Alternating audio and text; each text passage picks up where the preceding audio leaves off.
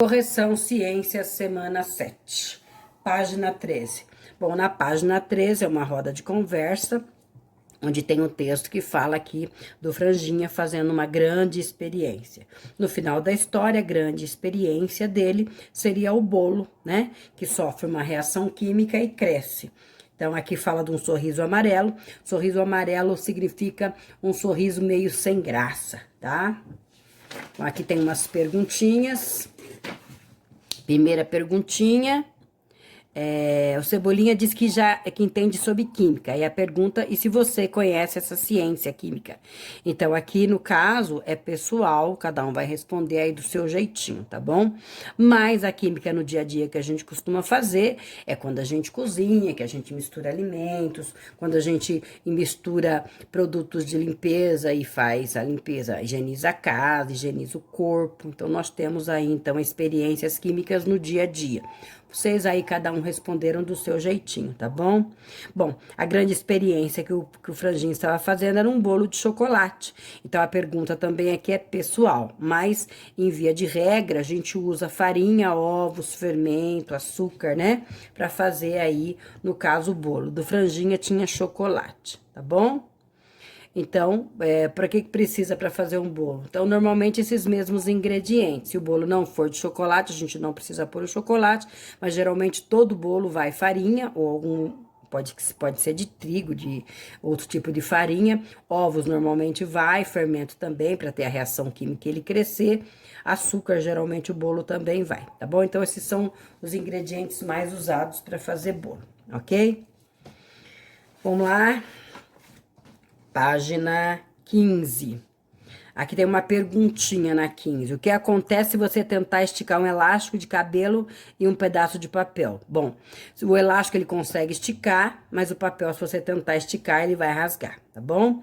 Você consegue dobrar uma camiseta e um lápis? Sim, a camiseta a gente consegue. O lápis não é possível, porque o lápis vai quebrar, tá bom?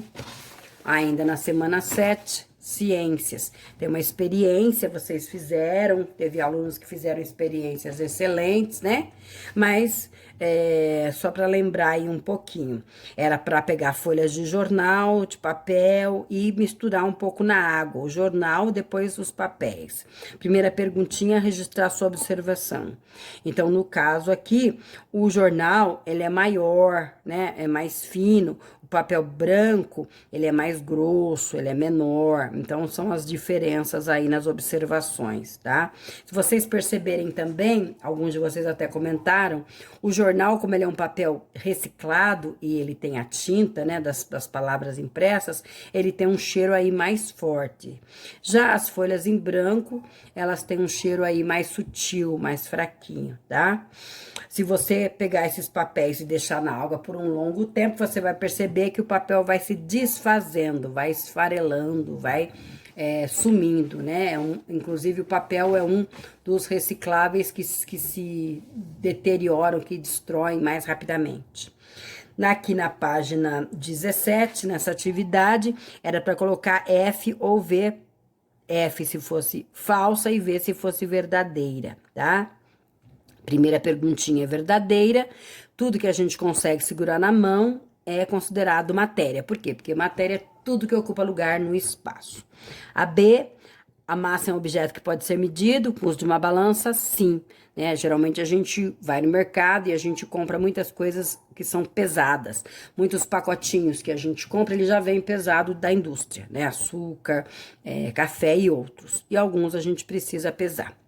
A C, a massa de um objeto está relacionada com o espaço que ele ocupa? Não, né? A massa, ela não está relacionada com o espaço.